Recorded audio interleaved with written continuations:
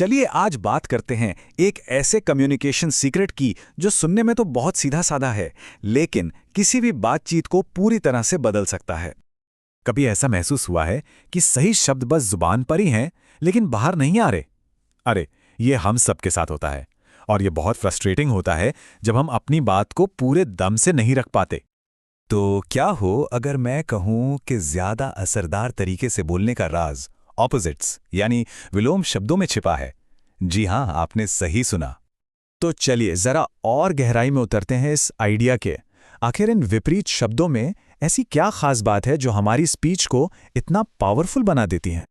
देखिए, विलोम शब्द सीखने से 3 बड़ी चीजें होती हैं।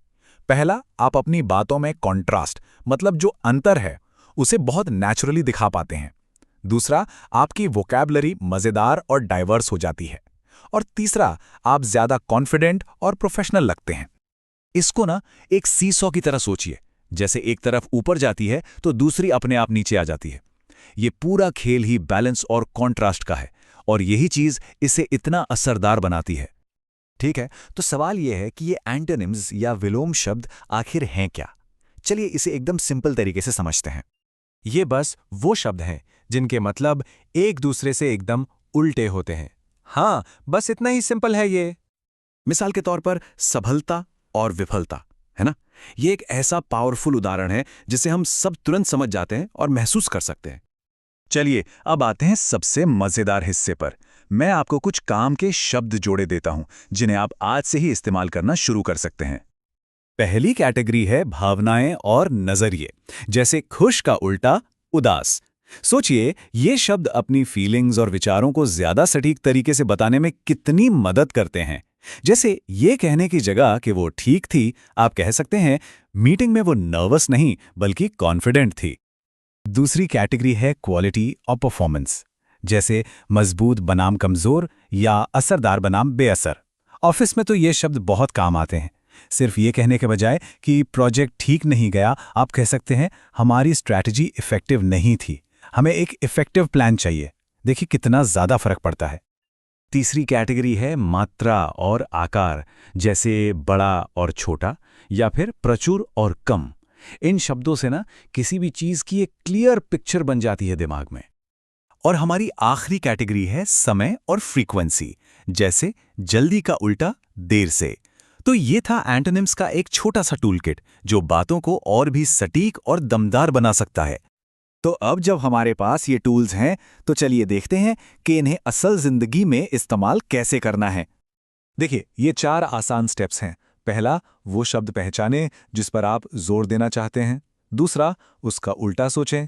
तीसरा, कॉन्ट्रास्ट दिखाने के लिए दोनों का इस्तेमाल करें। और चौथा, रोज की बातचीत में प्रैक्टिस करते रहें। सुनने में तो आसान लग रहा है ना? चलिए इसे आजमाते हैं। ठीक है, तो एक क्विक प्रैक्टिस राउंड हो जाए। इस खाली जगह को भरने की कोशिश कीजिए। बहस के दौरान वह साना थी, डरपोक नहीं। सोचिए क्या आएगा यहां? सही जवाब है आत्मविश्वासी या कॉन्फिडेंट। देखा कैसे एक शब्द ने पूरे वाक्य को एक नई जान दे दी।